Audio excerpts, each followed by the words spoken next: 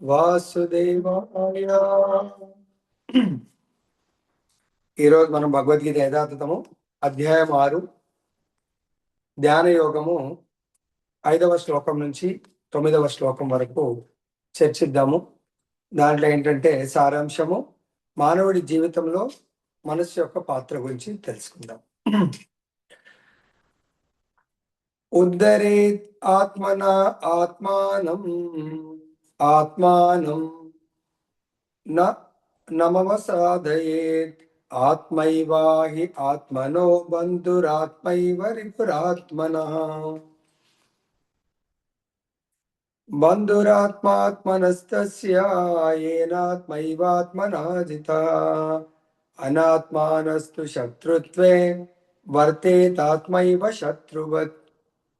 జితాత్మనః ప్రశాంతస్య పరమాత్మా సమాహితః. శీతోష్ణ సుఖ దుఃఖేషు తథా మానాపమానయో. జ్ఞాన విజ్ఞాన తృప్తాత్మా కూటస్థో విజితేంద్రియః. యుక్త ఇత్యుచ్యతే యోగి సమలోష్టాక్ష్మ కాంచనః. సుహృన్మిత్రారుద్దాసీన మధ్యస్థ ద్వేష్య బంధుషు సాధుష్వపి చ పాపేషు సమబుద్ధిర్విశిష్యతే. తాత్పర్యము భాష్యం శ్రీల ప్రభుపాదులు రచించారు. ఓం అజ్ఞానతిమిరాంధస్య జ్ఞానాంజనశలాకయా చక్షురున్మిలితం యేన తస్మై శ్రీ గురవే నమః. నమో విష్ణుపాదాయ కృష్ణపృష్ఠాయ భూతలే శ్రీమతే భక్తి స్వరూప దామోదర స్వామినితి నామినే. నమో విష్ణుపాదాయ కృష్ణపృష్ఠాయ భూతలే శ్రీమతే భక్తి వేదాంత స్వామినితి నామినే. నమస్తే సరస్వతీ దేవి గౌరవాణి ప్రచారిణి నిర్విశేష శూన్యవాది పాశ్చాత్య దేశతారిణి.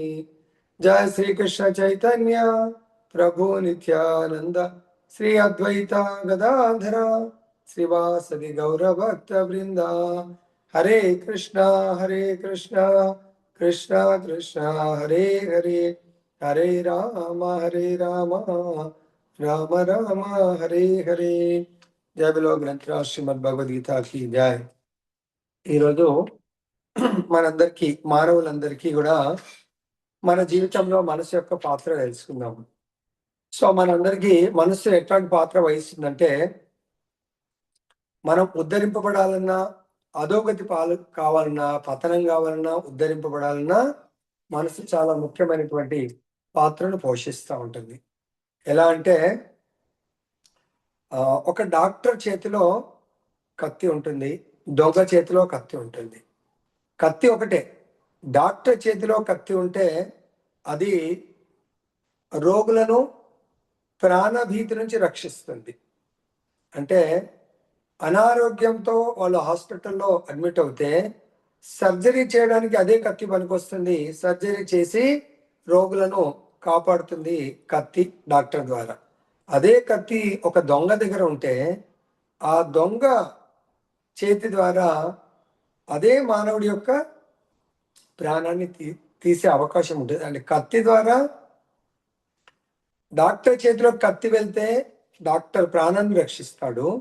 కత్తి దొంగ చేతిలోకి వెళ్తే దొంగ ప్రాణాన్ని తీస్తాడు. అదేవిధంగా మన మనస్సు మన కంట్రోల్లో ఉంటే, అంటే డాక్టర్ ఏం చేస్తాడు, అదే కత్తి ద్వారా ఒక మనిషి ప్రాణాన్ని రక్షించినట్టు మనస్సు మన కంట్రోల్లో ఉంటే మనము ఈ జీవితాన్ని ఉద్ధరించుకోవచ్చు. అదే మనస్సు కంట్రోల్లోకి మనం వెళ్తే ఈ జీవితము పతనమయ్యే అవకాశం ఉంటుంది. కాబట్టి ఈ మనస్సు బద్ధ జీవుడికి మిత్రుడిగా పాత్ర వహిస్తుంది. ఒకవేళ ఆ మనస్సు కంట్రోల్లోకి మనం వెళ్తే అది మనము శత్రువు అయ్యే అవకాశం ఉంటుంది. ఎందుకంటే ఈ మనస్సుని ఎవరైతే కంట్రోల్ చేస్తారో వాళ్ళు ఈజీగా విజయాన్ని పొందగలుగుతారు. ఎందుకు? హైరార్కీ ఎలా ఉంటుందంటే, మనం ఉంటాము అందరికంటే టాప్లో, మన కింద బుద్ధి ఉంటుంది, బుద్ధి కింద మనస్సు ఉంటుంది, మనసు కింద ఇంద్రియాలు, ఇంద్రియాల కింద ఇంద్రియార్థాలు ఉంటాయి. అంటే ఇంద్రియాల యొక్క కోరికలు, వాటి కింద జడ పదార్థం ఉంటుంది. దీన్ని మనం ఆల్రెడీ ఈరోజు పోస్టర్లో చూసాము. ఈ దేహాన్ని ఒక రథంతో పోలుస్తారు. ఈ దేహాన్ని నడిపించడానికి 5 ఇంద్రియాలు ఉంటాయి, కర్మేంద్రియాలు. అవి మనకు కళ్ళు, ముక్కు, నోరు, చెవులు, ఈ విధంగా ఇంద్రియాలు ఉంటాయి. 5 గుర్రాలు, 5 ఇంద్రియాలు. సో వీటి పైన మనస్సు ఉంటుంది, అన్నింటినీ కంట్రోల్ చేయడానికి. మనస్సు పైన బుద్ధి ఉంటుంది. కాబట్టి ఒకవేళ ఈ మనస్సు విచ్చలవిడిగా ఉందనుకోండి, సో ఇంద్రియాలు అవి మన అవుట్ ఆఫ్ కంట్రోల్కి వెళ్ళి మనం ఇంద్రియాల కంట్రోల్లకు వచ్చే అవకాశం ఉంటుంది. ఎవరైతే ఇంద్రియాల కంట్రోల్లోకి వస్తారో వాళ్ళని గోదాసులు అంటారు.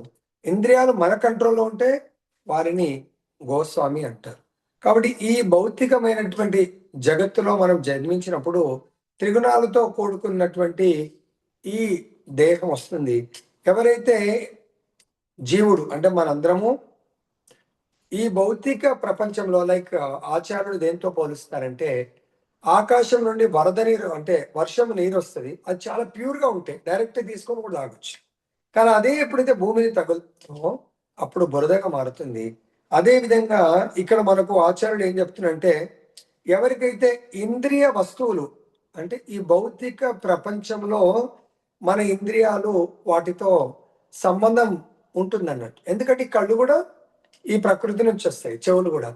వాటికి ఈ భౌతిక ప్రకృతితో అవినాభావ సంబంధం ఉంటుంది, న్యాచురల్ సంబంధం, సహజ సంబంధం.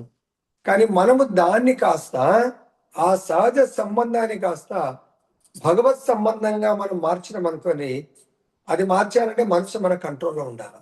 మనసు మన కంట్రోల్లో ఉంటే ఇంద్రియాలు మన కంట్రోల్లో ఉంటాయి. అదేనా, ఇంద్రియాలు మనం చెప్పినట్టు నడుచుకోవాలన్నట్టు. కానీ ఎప్పుడైతే ఈ బద్ధజీవుడి మనందరి యొక్క ఈ అజ్ఞానం అంటే మన లోపల భౌతిక భోగాలను అనుభవించాలి అనే కోరికని ఇక్కడ బురదతో పోలుస్తున్నారు.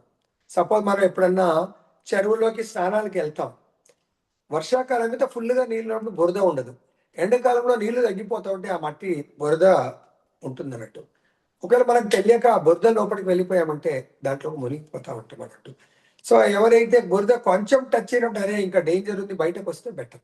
ఇంకా ముందుకెళ్తే బురద ఉండకొచ్చు, నీళ్లు ఉంటుండొచ్చు అంటే లోపలికి వెళ్తే మనం లోపల మునిగిపోతాం. అలానే ఈ మనస్సుని కూడా భౌతిక విషయాలు, భౌతిక కోరికలనే బురద నుంచి ఈ మనస్సును మనము బయటకు లాగినట్టయితే అప్పుడు మనం ఉద్ధరింపబడతాము. లేదు మనస్సుని అలా లాగకుండా కంట్రోల్ చేయకుండా వదిలేస్తే ఈ ఇంద్రియాలు విచ్చలవిడిగా ఆ బురదలోకి అంటే భౌతిక పదార్థాలను ఎంజాయ్ చేయాలని అవి వాటంతా వదిలేస్తే ఈ భౌతిక జగత్తులో చిక్కబడతాయి. ఒకవేళ వాటికి ఈ మనస్సుకు మనము క్రమశిక్షణ అంటే ట్రైనింగ్ ఇవ్వాలి. మనసుకి ఏ విధంగా ట్రైనింగ్ ఇవ్వగలుగుతాము, మనసుని ఏ విధంగా కంట్రోల్ చేయగలుగుతామంటే మళ్ళీ మనసుకి ఇంద్రియాల కంట్రోల్ అంటే కనెక్టెడ్ ఉంటాయి. ఇంద్రియాలు అంటే ఏంటి, మనస్సు అనే కంట్రోలర్కు ఒక కార్లో మనం వెళ్తున్నాం అనుకోండి, ఈ కారు స్టీరింగ్కు ఏం కనెక్టెడ్ ఉంటాయి, ముందు పైలు వెనక. స్టీరింగ్ ఇలా తిప్పినామంటే పైలు అలా తిరిగిపోతా ఉంటాయి, ముందు పైలు తిరిగితే వెనక్కి ఆటోమేటిక్గా వెళ్తాయి. అలానే ఈ మనస్సుకు కళ్ళు, చెవులు, ముక్కు, నాలుక, తర్వాత ఇవన్నీ కూడా కనెక్టెడ్ అయి ఉంటాయి. వీటిని మనం కంట్రోల్ చేయడము అంటే ఏంటంటే దేని ద్వారా కంట్రోల్ చేయగలుగుతాము, ఆచార్యులు ఏం చెప్తారంటే ఈ కంట్రోల్ చేయడానికి కొరకు ఎల్లవేళలా మనము కృష్ణ భక్తి భావంలో అంటే కృష్ణుడి యొక్క సేవలో వీటిని నియోగించాలి. దేన్ని, మనసుని. మనసుని ఒకవేళ మనము వినియోగిస్తే మనసు ఏం చేస్తుంది, ఇంద్రియాలను నియుక్తం చేస్తుంది. ఏ విధంగా అది, మన ఏవ మనుష్యాణం కారణం బద్ధ మోక్షయో బంధాయ విషయ సంగో ముక్త్యై నిర్విషయం మన. ఈ మనస్సుని మనం కంట్రోల్ చేస్తే ముక్తికి పాత్రలం అవుతాము. మనస్సుని మనం కంట్రోల్ చేయకపోతే బంధానికి మనము బంధకారకులం అవుతాము. మనసే ముక్తికి కారణము, మనసే బంధ బంధానికి కారణము, ముక్తికి కారణము. మరి ఈ బంధం నుంచి బయట ఎలా పడాలంటే మనకు ఆచార్యులు ABCDEF ఫార్ములా చెప్తారు. అర్థమైందా? A for association. మనసుకు ట్రైనింగ్ ఏమి ఇవ్వాలంటే మనసుకు కనెక్ట్ ఉన్నటువంటి ఈ ఇంద్రియాలను ఈరోజు మనం సత్సంగకి వెళ్ళేసి వస్తున్నాం చెండూరులో. అంటే అక్కడ సత్సంగ అంటే 3 రకాలటువంటి సత్సంగాలు ఉంటాయి. ఒకటి ఈ కళ్ళ ద్వారా దర్శన సత్సంగ, 2 శ్రవణ సత్సంగ, 3 స్పర్శ సత్సంగ.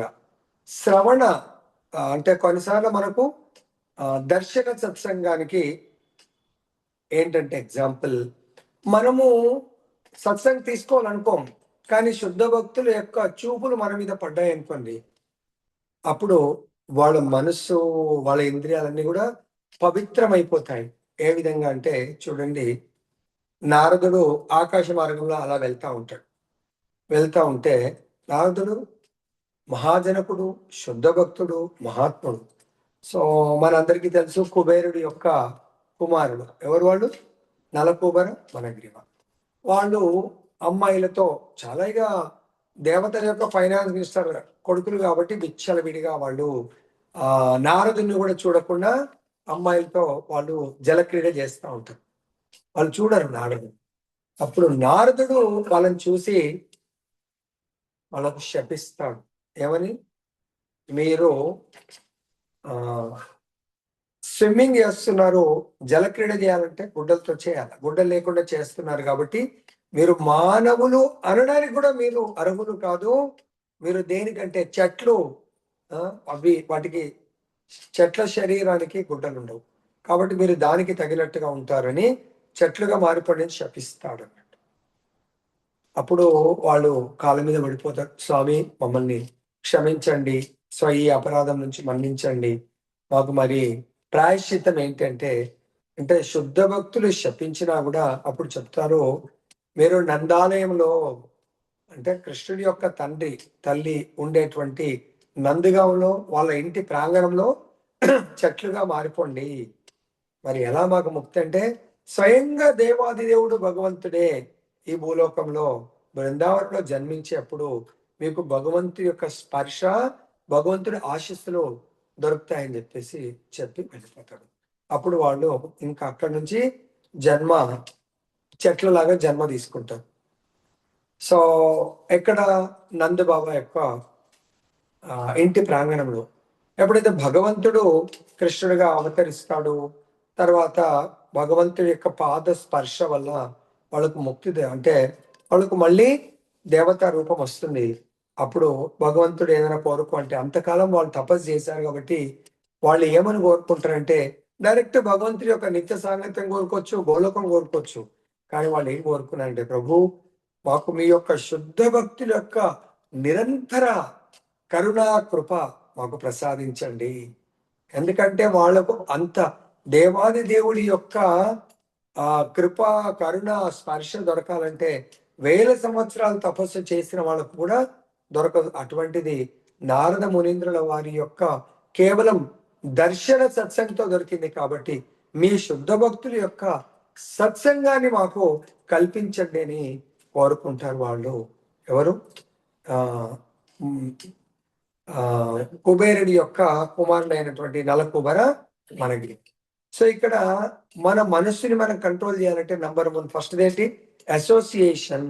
అటువంటి సాధు పురుషుల యొక్క సత్సంగాన్ని మనం కోరుకోవాలి. నంబర్ 1 మనసు చాలా సులభంగా కంట్రోల్ అయిపోయింది. 2 బీ ఫర్ బుక్స్. మనం ఇప్పుడు ఏం చేస్తున్నాము?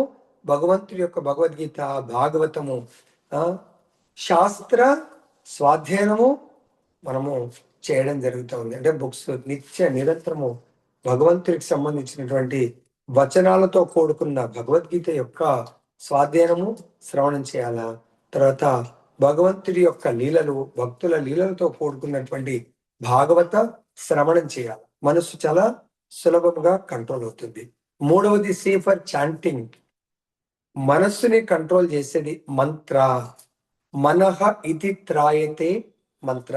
మనస్సుని స్థిరత్వంగా అటు ఇటు పరిగెత్తకుండా కంట్రోల్ చేసేది మంత్ర. మరి మంత్ర అంటే శతకోటి మంత్రాలని. సో ఏ మంత్రాన్ని జపించాలా? హరే కృష్ణ హరే కృష్ణ కృష్ణ కృష్ణ హరే హరే హరే రామ హరే రామ రామ రామ హరే హరే ఇతి షోడశకం నామ్నాం కలి కల్మష నాశనం నాతః పరతరోపాయ సర్వభేదేషు దృశ్యతే. ఇది కలి సంతరణ ఉపనిషత్తులో చెప్తారు. సో కలియుగానికి ద బెస్ట్ మంత్ర అంటే 16 పదాలతో కూడుకున్నటువంటి మంత్రం ఏంటంటే ఇతి షోడశక నామ్నా. కలియుగం యొక్క ఆ దోషం ఏంటంటే కలియుగంలో ప్రతి ఒక్కరి లోపల కలి కల్మషం అంటే ఈ కలియుగము ద్వేషాలతో అంటే ప్రతి ఒక్కరూ ఇతరులను ద్వేషిస్తూ ఉంటారు. తర్వాత ఈర్ష్య అసూయ ద్వేషాలు ఇవన్నీ ఈ కలియుగ సిమ్టమ్స్ అన్నట్టు. అర్థమైందా? సో ఈ రోజు మనం ఇప్పుడు ఒక నిమిషం కలిసి ఉంటాం, నెక్స్ట్ మినిట్ లో విడిపోతా ఉంటాం అన్నట్టు. సో ఇటువంటి ప్రభావంలో ప్రతి ఒక్కరిని తప్పుగా అర్థం చేసుకుంటాం ఎవరన్నా కాని వాళ్ళు. సో అటువంటి స్థితిలో మన మనసు వీటన్నిటి కారణం ఏంది? మనసే.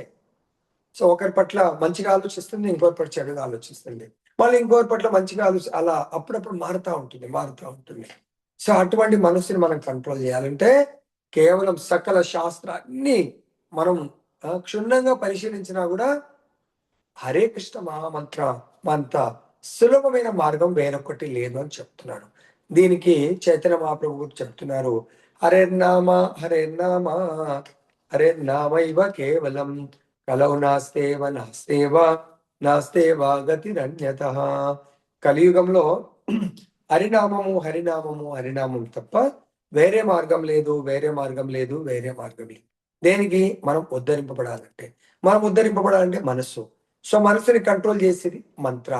కాబట్టి మనసుని ఎవరైతే మంత్ర ద్వారా జయిస్తారో, సీ ఫర్ చాంటింగ్ జయిస్తారో వాళ్ళ మనసే వాళ్ళకు ద బెస్ట్ ఫ్రెండ్. ఎవరైతే మనసుని జయించలేకపోతారో వాళ్ళ యొక్క బద్ధ శత్రువే మనసే వాళ్ళ యొక్క బద్ధ శత్రువు. ఎందుకంటే మన లోపల ఈ మనస్సు అన్కంట్రోల్డ్ ఉన్న మనసు దేంతో కూడుకుని ఉంటుందంటే అది కామము, క్రోధము, ద్వేషము, మోహము వీటన్నిటితో సతమతమైతూ ఉంటది అన్నట్టు. మరి ఈ హృదయం అంతా కూడా వీటితో మాలిన్యముగా నిండిపోయింది. మరి అటువంటి మాలిన్యాన్ని తొలగించాలంటే చైతన్య మహాప్రభు ఏం చెప్తారంటే, చైతన్య మహాప్రభు యొక్క శిక్షాష్టకంలో చేతోదర్పణమార్జనం భవ మహాదావాగ్ని నిర్వాపనం శ్రేయకైరవ చంద్రికా వితరణం విద్యావధు జీవనం.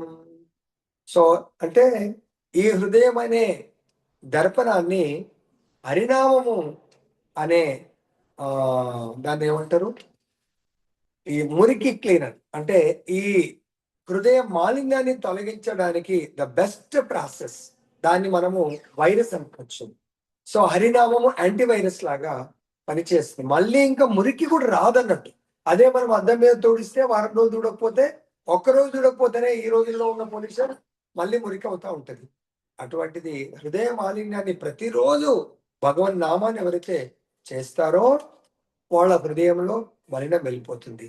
సో ఎలాగైతే మనకు మన శరీరంలో ఏమన్నా తెలియకుండా ఏదో చిన్న గడ్డల్లాగా అయినాయి అనుకోని మనం నెగ్లెక్ట్ చేస్తూ పోతే అది కాస్త క్యాన్సర్ గడ్డ అయితే అనుకోండి. సో దాన్ని మనము అలానే నెగ్లెక్ట్ చేస్తే అది బ్లడ్ లో మొత్తం వెళ్ళిపోయింది అనుకోండి, ఇంకా శరీరం అంతా కూడా బ్లడ్ క్యాన్సర్ గా మారుతుంది. చాలా మంది బ్లడ్ క్యాన్సర్ వాళ్ళు ఏం చేస్తారు, అప్పుడప్పుడు మొత్తం బ్లడ్ అంతా తీసేసి కొత్త బ్లడ్ ఇప్పిస్తారు.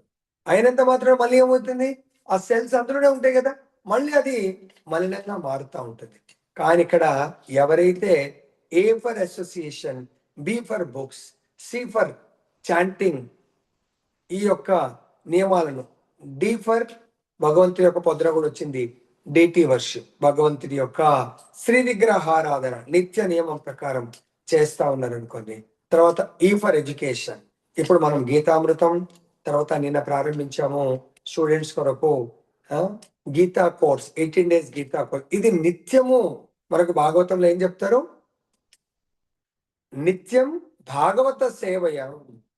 నిత్యం ఎవరైతే భాగవత సేవ అంటే భాగవత శ్రవణం చేస్తారో, నష్టప్రాయేషు అభద్రేషు, మన లోపల అభద్రతలు అంటే కామ, క్రోధ, మోహ, లోభ, మద, మాత్సర్యాలు, ఇవన్నిటిని కూడా ఏమంటే వైరస్లు అన్నట్టు.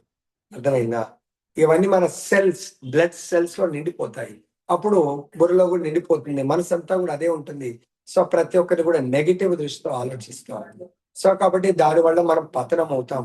సో ఎప్పుడైతే మనము ఈ మనసుని కంట్రోల్ చేయడానికి సో శుద్ధ భక్తుల సాంగత్యము, సో శుద్ధ భక్తుల ద్వారా వారి సమక్షంలో గీతా పారాయణం ఇప్పుడు మనం చేయబోతున్నాం క్లాస్ తర్వాత భగవద్గీత భాగవత శ్రవణము చేస్తాము, తర్వాత హరినామ జపాయజ్ఞము చేస్తున్నాము, తర్వాత భగవంతుడు భగవద్గీతలో బోధించిన విధంగా ఏ విధంగా బోధించాడు, 12.9 12వ అధ్యాయము తర్వాత 9వ శ్లోకంలో మనకు భాష్యంలో భగవంతుడు చెప్తున్నారు ఏ విధంగా మన దినచర్య ఉండాలి. మీరు చూసుకోవచ్చు 12.9 లో భాష్యంలో భక్తి యోగ సూత్రాలను సాధన చేయడానికి సాధకుడు ప్రవీణుడు అంటే ఎక్స్పర్ట్ గురుదేవులు, స్పిరిచువల్ మాస్టర్ యొక్క గైడ్ లైన్స్ లో వాళ్ళు ఏం చేయాలంటే వాళ్ళ యొక్క జీవన విధానాన్ని అలవర్చుకోవాలి. గురువు గారు చెప్తారు పొద్దున బ్రహ్మముహూర్తంలో లేవాలి. ఓకే, పొద్దున పూట ఎలాగైతే మనకు చాలా కష్టపడి ఏదైనా గొప్ప జాబ్ సంపాదించామనుకోండి, చాలా మంది ప్యాషన్ మిలిటరీలో కానీ, డిఫెన్స్ లో కానీ, పోలీస్ లో ఉంటది. సో అక్కడ ట్రైనింగ్ లో జాయిన్ అవుతారు. వాళ్ళు పొద్దున్నే బెల్ కొడతారు, లేవాల్సిందే. లేచి ఆ లైనప్ లో రాకపోతే ఎవరు రారు, వాళ్ళకి పనిష్మెంట్ ఉంటుంది. సో ఒక రోజు 2 రోజులు చూసుకుంటారు, కఠినమైన పనిష్మెంట్ ఉంటుంది. ఎందుకు తలకాయ నొప్పని లేసెస్ వస్తారు. అలా పొద్దున్న నుంచి పడుకునే వరకు ఒక డిసిప్లిన్ లైఫ్ ఉంటుంది సిస్టమేటిక్ గా. అలానే ఎవరైతే ఆ విధి విధాలు అక్కడ ట్రైనర్ ఉంటాడు, ఆయన ఆధ్వర్యంలో ట్రైనింగ్ పర్ఫెక్ట్ గా చేస్తే విత్ ఇన్ ప్రిస్క్రైబ్డ్ టైం లోపలే మనకు ట్రైనింగ్ లోంచి మంచి ర్యాంక్ తో పాస్ చేసి పోస్టింగ్ ఇస్తారు. మానవ జన్మ అనేది 84 లక్షల జన్మల తర్వాత, అంటే 80 లక్షల తర్వాత 4 లక్షలు మానవ జన్మ. ఈ మానవ జన్మలో ఎవరైతే భగవంతుడి యొక్క భక్తి మార్గంలోకి, మరి భక్తి మార్గంలో ఉన్నారా లేదా అని ఎలా తెలుస్తుంది? ఎవరైతే సాధకులు గొప్ప భక్తి యోగంలో ప్రవీణుడైనటువంటి ఉత్తమ గురువు గారి దగ్గర చేరి విధి విధానాలను పాటిస్తారంటే వాళ్ళు చెప్తారు పొద్దున్నే లేవాలి, బెల్ కొడతారు, ఓకే లేవాలి. లేచి ఏం చేయాలా? ఇమ్మీడియట్ గా స్నానం చేయాలా, ఓకే డన్. తర్వాత మనం ఏమన్నారు, డి ఫర్ డిటి వర్షిప్. భగవంతుడి యొక్క మందిరం అంటే మన ఇంట్లో ఉన్న మందిరం, లేదంటే దగ్గర ఉన్న మందిరానికి వెళ్ళి భగవంతుడి యొక్క మంగళారతి అటెండ్ చేయాలి. దాని తర్వాత మనకి ఏమన్నారు, సి ఫర్ చాంటింగ్. భగవంతుడి యొక్క హరే కృష్ణ కృష్ణ కృష్ణ హరే హరే, హరే రామ రామ రామ హరే హరే, భగవంతుడి యొక్క నామజపం చేయాలి. తర్వాత మనకు డి ఫర్ డిటి వర్షిప్ అయింది, నామజపం అయింది. దాని తర్వాత ఏమన్నా ఈ ఫర్ ఎడ్యుకేషన్. పొద్దున భాగవత మనకు అధ్యయనము చేయిస్తూ ఉంటారు, భాగవత పఠనం జరుగుతుంది, భాగవతాన్ని బోధిస్తూ ఉంటారు, అది ఎడ్యుకేషన్. సాయంత్రం ఏం జరుగుతుంది? ఈ విధంగా 7 to 8 or 7:45 to 8:30 భగవద్గీత పఠనము, భగవద్గీత అధ్యయనము, భగవద్గీత బోధనలు జరుగుతూ ఉంటాయి. అంటే ఇక్కడ ఏమంటున్నారు,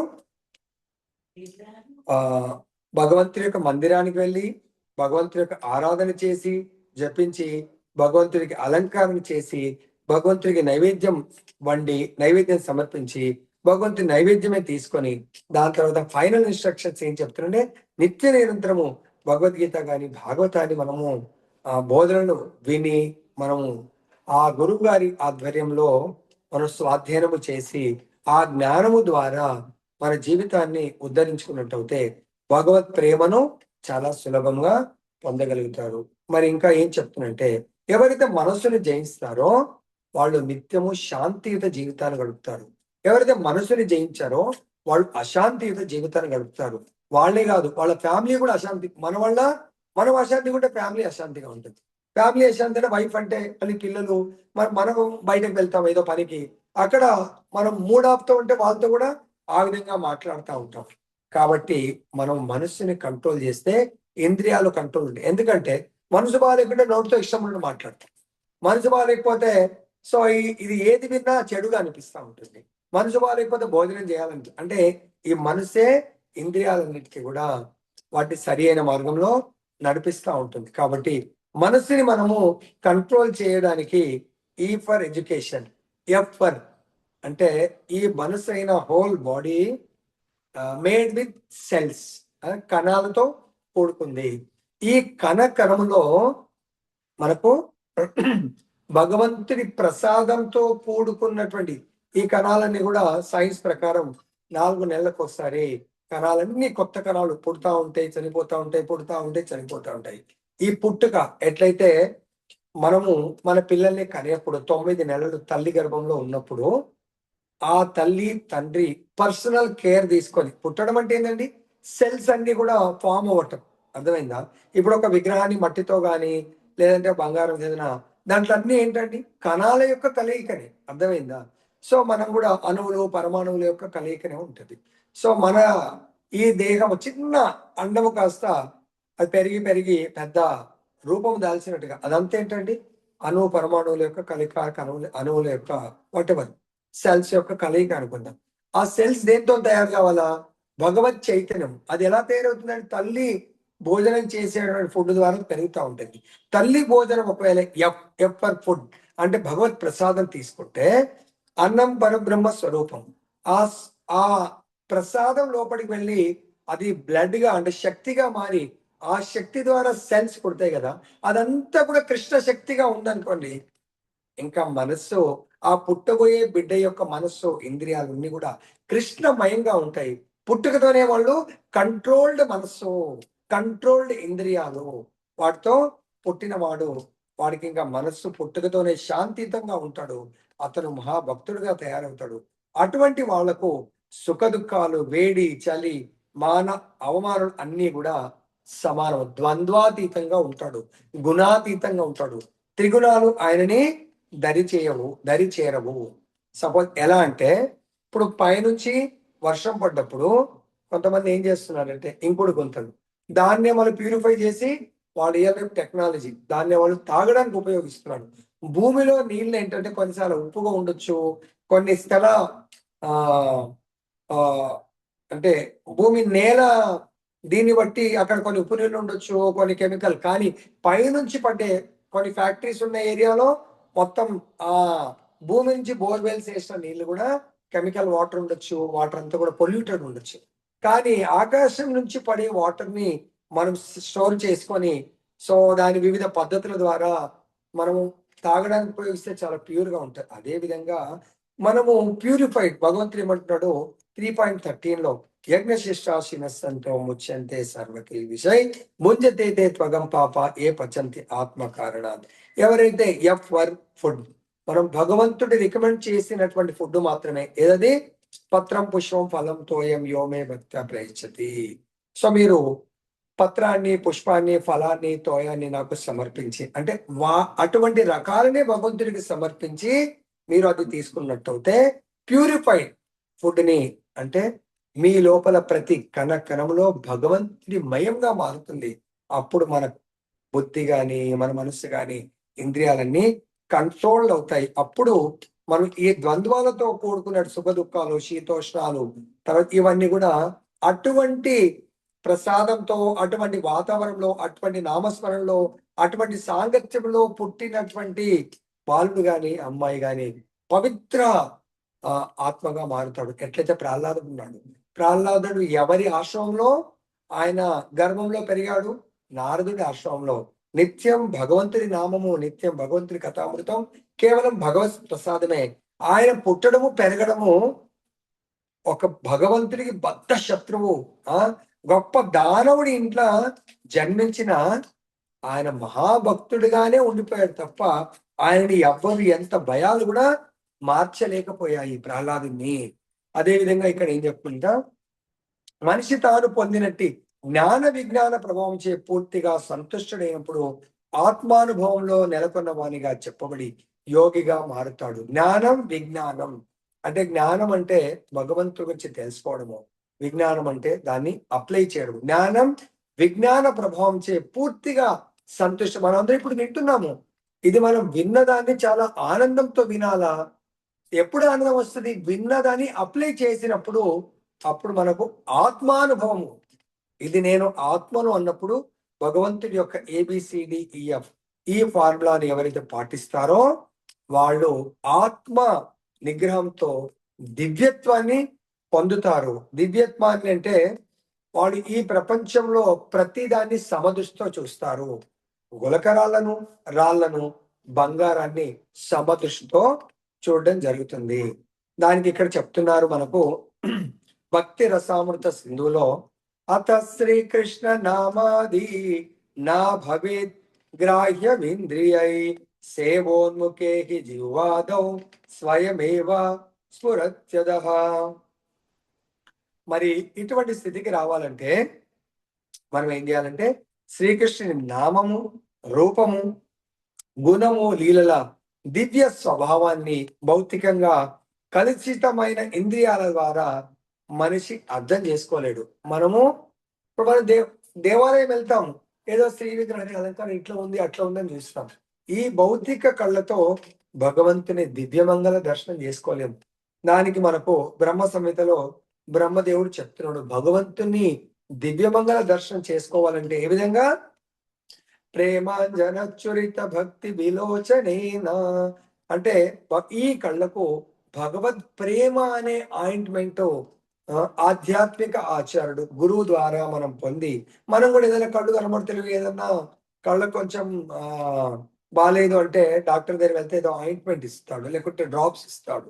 సో ఎవరికైనా వేయమని చెప్తాం. ఇలా డ్రాప్స్ వేస్తే ఆ లోపల దుమ్ము ధూళి అలా వెళ్ళిపోతప్పుడు మంచిగా కళ్ళు మంచి కనబడుతూ ఉంటుంది. అదేవిధంగా మనకు భౌతికమైనటువంటి ఈ కోరికలతో కళ్ళంతా కూడా దుమ్ము పట్టి ఉంది. ప్రతిదాన్ని కూడా భౌతికంగా చూస్తాం. కానీ ఎవరైతే ఆధ్యాత్మికంగా ఆత్మానుభవ స్థితిలో ఉన్నవాళ్ళు గులకరాళ్లను, రాళ్లను, బంగారని సమదృష్టితో చూస్తారు. ఎవరు చూస్తారంటే దానికి ఇంతకుముందు కూడా చాలాసార్లు ఒక లీల చెప్పడం జరిగింది. ఇప్పుడు అది కూడా వినండి. ఒకసారి ఒక రాజుగారు అంటే నామ రూపం భగవంతుడి యొక్క నామంతో ఒక కొండ మీద కూర్చుండి తదేకంగా ధ్యానం చేస్తాడు. భగవంతుడి నామాన్ని జపిస్తూ హరే కృష్ణ కృష్ణ కృష్ణ హరే హరే, హరే రామ రామ రామ హరే హరే. భగవంతుడు ఆయన యొక్క ప్రేమతో భగవన్ నామాన్ని చేయడం వల్ల రాజు చక్రవర్తి ఆయనకు భగవంతుడి యొక్క ఏమో కనబడింది, నామం ద్వారా రూపము భగవంతుడి యొక్క దర్శనము కలుగుతుంది. అప్పుడు భగవంతుడు అంటాడు, ఏ రాజా నీకు ఏం కోరిక కావాలా కోరుకోండి అంటాడు. అప్పుడు ఆ రాజు అంటాడు, ప్రభు నాకు మీరు ఏ దర్శనం అయితే ఇచ్చారో నా ప్రజలందరికీ ఆ దర్శనం ఇవ్వండి. ఎందుకు ఆయన సాధు పురుషుడైన ఆయన ఏమంటారు రాజ ఋషి, ఆయన రాజే కానీ ఋషి అంటే అందరినీ కూడా తన కన్నబిడ్డలుగా చూస్తాడు. ఆ భగవంతుడి యొక్క దివ్యమంగళ దర్శనంతో ఆయన శరీరం కణం కూడా దివ్యత్వానికి లోనైంది అన్నట్టు. ఆయన ఆ ఆనందాన్ని అందరికి పంచాలనుకొని మీ దర్శనము నా ప్రజలందరికీ కల్పించండి ప్రభు అని చెప్పేసి వేడుకుంటే భగవంతుడు అంటాడు, ఈ దర్శనం అందరికీ కుదరదు, ఎందుకంటే ఇది అంత సాధ్యం కాదు. సో నీవంటే చాలా సాధన చేసావు, నువ్వు కోరుకున్నావు కాబట్టి నేను దర్శనం ఇచ్చాను. లేదు నేను కోరుతున్నాను కదా అందరికీ దర్శనం ఇవ్వండి అంటే, సరే నీవు కోరుతున్నావు కాబట్టి ఇస్తాను.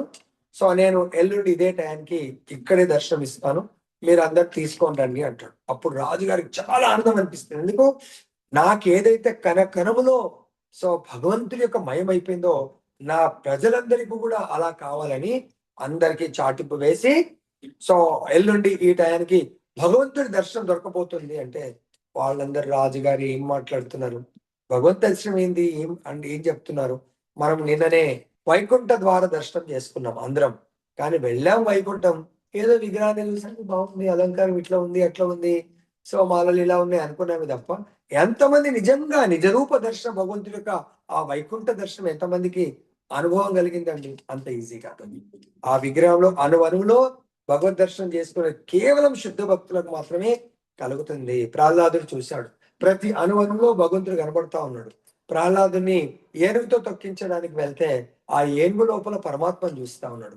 ఎప్పుడైతే ఆ పరమాత్మను చూసి నారాయణ మంత్రాన్ని ఆయన గానం చేస్తా ఉంటే ఏనుగు ప్రహ్లాదుని చంపడానికి వచ్చి ఎలాగైతే ఆ శ్రవణం ఏనుగు ప్రహ్లాదుడి యొక్క శుద్ధ భక్తుడి ముఖార విందం నుంచి వెలువడ్డటువంటి ఆ యొక్క నామామృతాన్ని ఆస్వాదించిందో దాని లోపల మదపు టేనుగు అనే భావం పోయి అది కూడా ఆత్మస్వరూపంకి వచ్చి ఎదుట ప్రహ్లాదుని పరిశుద్ధాత్మగా మహాత్ముడుగా చూసి ఆయన లోపల ఆ నామ అమృతం నామంలో భగవంతుడు ఆ ఆ అనుభవం వచ్చింది. తర్వాత ప్రహ్లాదు లోపల కూడా పరమాత్మ స్వరూపం కనబడేసరికి వెళ్ళి ప్రణామం చేస్తుంది తప్ప ప్రహ్లాదుని ఏమి చేయలేకపోతుంది. అదే విధంగా ఇక్కడ రాజుగారికి ఆత్మానుభవం పరమాత్మ అనుభూతి కలిగింది. అందరికీ కల్పిద్దామంటే అన్లెస్ అంటిల్ ఇందాక మనం 12.9 లో చెప్పిన విధంగా సాధన చేయండి ఎవరికి కలగదు. ఆయన చాటింపు చేస్తారు, ప్రతి ఒక్కరు రావాల్సిందే. ఇక రాజుగారి ఆదేశమే. సో అది తప్పించుకోలేము. అందరూ భూమి కొడతారు. సరే కీర్తన చేసుకుంటూ వెళ్తా ఉంటారు. ఆ కొండకి ఇంకా కొద్ది దూరంలో అందరికి వెండి రాసులు కనబడతా ఉంటాయి అన్నట్టు. అప్పుడు అది ఉన్నట్టుండని ఇక్కడ ఏముండదు.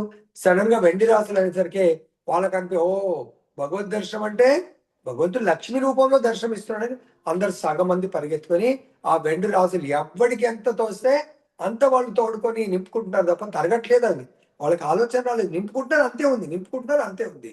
సో తీసుకొని రాజు ఎంత చెప్పినా వాళ్ళు రాజా మాకు దర్శనం దొరికింది, భగవంతుడు లక్ష్మి రూపంలో వెళ్ళిపోతాడు. ఇంకా సగం మందిని తీసుకొని ఇంకా ముందుకెళ్తాడు. ఇంకా కొండకు దగ్గరకు వచ్చేసారు. కొండ కిందికి రాగానే అక్కడ బంగారు రాసులు కనబడతాయి. రాజా ఇది నిజమైన భగవద్ దర్శనం. బంగారం కలగంటే ఇంకా బంగారు రాసులు నాణాలు అంత మిగతా సగం మంది అందరు వెళ్ళి నిజమైన భగవద్ దర్శనం నిజంగానే రాజు యొక్క కృప అని రాజు ప్రాణం చేసి మిగతా అందరు కూడా ఆ బంగారం రాసులు తీసుకొని ఇదే భగవద్గీత యొక్క దర్శనం అని వెళ్ళిపోతారు. రాని కూడా వెళ్తుంటే రాని అంటున్నాడు అన్నట్టు. సో సగం కొండ దాదాపు ఎక్కిన తర్వాత అక్కడ వజ్ర వైడూర్యాలు రాసులు కనబడతా ఉంటాయి. అప్పుడు రాణిగారికి ఇంకా ఆగలేదు. ఇంకా అరే ఇది నిజమైన దర్శనము రాజా, రండి ఇవన్నీ తీసుకొని వెళ్దామని చెప్పిస్తే లేదు ఇది భగవంతుడి యొక్క మాయా దర్శనం. ఇది భగవద్ దర్శనం పైన ఉంది. ఆయన చెల్లేదు రాజా, నువ్వు అర్థం చేసుకోలేకపోతున్నావు, నీకు కొంచెం మైండ్ పనిచేస్తలేదు, నేను కూడా వెళ్తున్నాను చెప్పేసి ఆ వజ్ర వైడూర్యాలు తీసుకొని రాజుగా వెళ్ళిపోవచ్చు. రాజు గారు నిరాశ నిస్పృహలతో కొండకెక్కుతారు. కొండకెక్కితే కొండ ఎక్కుతున్నాడో సో ఎట్లయితే మనం అన్నమయ్య చూసాము, అన్నమయ్య భగవంతుడి కీర్తనలు చేస్తూ ఉంటే భగవంతుడు గుడిలో ఇంకా నిలవలేకపోతాడు. అన్నమయ్య కొరకే ఆ గానాన్ని వినడానికి పరిగెత్తుకుంటూ వచ్చినట్టుగా ఆ భగవంతుడు కూడా రాజుగారికి దర్శనం ఎప్పుడెప్పుడు కల్పించాలో ఎప్పుడెప్పుడు ఇవ్వాలని ఆతృతతో ఉంటే పాపం రాజుగారి నిరాశ కొండకెక్కుతాడు. ఏమైంది రాజా నీ ప్రజలు? ప్రభు మీరు చెప్పిందే సత్యము. వాళ్ళు ఇంకా భౌతిక భోగలాలసులుగా జీవించడానికే ఉన్నారు తప్ప వాళ్ళు మీ యొక్క నిజరూప దర్శనం పట్ల వాళ్లకు శ్రద్ధ లేదు. ఎందుకు వాళ్ళకు శ్రద్ధ లేదంటే భగవంతుడి యొక్క దివ్యమైనటువంటి జ్ఞానంతో వాళ్ళు జ్ఞానాన్ని పొందలేకపోయారు. ఆ జ్ఞానంలో స్థిరం కాలేకపోయారు. కేవలం వాళ్ళకి ఏంటంటే మీ యొక్క మాయా యొక్క జ్ఞానం ఉంది. ఇక్కడ ఇంకా ఏం చెప్తుంటే కొంతమంది పుస్తకాలు బాగా చదువుతారు. పుస్తక జ్ఞానంతో మనిషి బాహ్య విరుద్ధతలచే సులభంగా మోహితుడై తత్తరపడతాడు. కృష్ణ శరణాగతుడైన కారణంగా ఆత్మదర్శియే నిజమైన ఆత్మ నిగ్రహం కలిగినాడు. ఇక్కడ రాజమో కృష్ణ శరణాగతుడు ఆత్మ నిగ్రహం కలిగాడు. వాళ్లకు జ్ఞానం ఉంది, జ్ఞానం లేక కాదు, భగవంతుడే కనకరాశులను కల్పిస్తాడు. దానివల్ల వాళ్ళు మోహితులై అదే నిజమైన భగవత్ స్వరూపం భగవద్ దర్శనం అని వాళ్ళు వెళ్ళిపోతారు. ఇంకేం చెప్తున్నారు ఇక్కడ అంటే లౌకిక పాండిత్యంతో ఎటువంటి సంబంధం లేని కారణంగా అతడు దివ్యుడై ఉంటాడు. ఎవరు? భగవంతుడికి శరణాగతి అయిన వాళ్ళకు లౌకిక పాండిత్యంతో అంటే బాహ్య ప్రపంచంలో పెద్ద స్కాలర్ అవ్వాల్సిన అవసరం లేదు. దాంతో పెద్ద ఎటువంటి సంబంధం ఉండదు. ఇతరులకు బంగారంతో సమానమైనట్టి లౌకిక పాండిత్యము జ్ఞానము అతనికి గులక రాళ్ళు లేదా రాళ్ల కంటే ఎక్కువ విలువ చేయవు. అంటే అతనికి ఇవన్నీ కూడా రాళ్లతో సమానం. భౌతికమైనటువంటి విద్యలు, భౌతికమైనటువంటి సంపత్తులు ఆయన కేవలం భగవంతుడి యొక్క సాంగత్యము, భగవద్భక్తుల సాంగత్యము, భగవంతుడి యొక్క నామామృతము, భగవత్ కథామృతమే శుద్ధ భక్తులకు కావాలి. ఇంకా లాస్ట్ శ్లోకంలో చెప్తున్నారు, నీతిమంతులైన శ్రేయోభిలాషులను, అనురాగం కలిగిన మిత్రులను, తటస్థులను, మధ్యవర్తులను, ద్వేషించే వారిని, బంధువులను, శత్రువులను, పుణ్యులను, పాపులను సమాన బుద్ధితో ఆదరించే వ్యక్తి మరింత పురోగమించిన వానిగా పరిగణింపబడతాడు. ఎవరైతే మనసుని కంట్రోల్ చేస్తారో వాళ్ళు వీళ్ళందరినీ కూడా సమదృష్టితో చూస్తారు. కాబట్టి వాళ్ళు ఆధ్యాత్మికంగా పురోగమించిన వాళ్ళలో లెక్క కట్టడం జరుగుతుంది. కాబట్టి మనందరం కలిసి ఏబిసిడిఈఎఫ్ ఈ ఫార్ములాని పాటిస్తే తప్పకుండా భగవంతుడి యొక్క ప్రాప్తి, భగవద్ దర్శనం చేసుకోవచ్చు. నిజ జీవితంలో అందరితో మిత్రుల్లాగా ఉండొచ్చు. ఎప్పుడు మనం మన మైండ్ని, మన మనసుని కంట్రోల్ చేసుకున్నప్పుడు. ఒకవేళ మనం మనసుని కంట్రోల్ చేయకపోతే మన ఇంట్లో వాళ్ళు మనకు శత్రువులు అవుతారు, బయట వాళ్ళు శత్రువులు అవుతారు. మన మనసే మనకు శత్రువు, మన జీవితము పతనము వైపు వెళ్తుంది. మనము మనిషి జన్మ నుంచి కూడా పతనమై జంతు జన్మ ఇప్పుడైతే డేంజర్ ఉంటుంది. కాబట్టి మనందరం ఇప్పటికన్నా కళ్ళు తెరిచి ABCDEF ఈ ఫార్ములాను దయచేసి పాటిస్తూ జీవితాన్ని ఉద్ధరించుకోవాలని కోరుతూ ముగిస్తున్నాను. హరే కృష్ణ కృష్ణ కృష్ణ హరే హరే, హరే రామ రామ రామ హరే హరే. ఎవరికైనా ఏమైనా సందేహాలు ఉంటే అడగండి. దీంట్లో ఈరోజు చర్చించిన దాంట్లో ఎవరికైనా సందేహాలు ఉన్నాయా?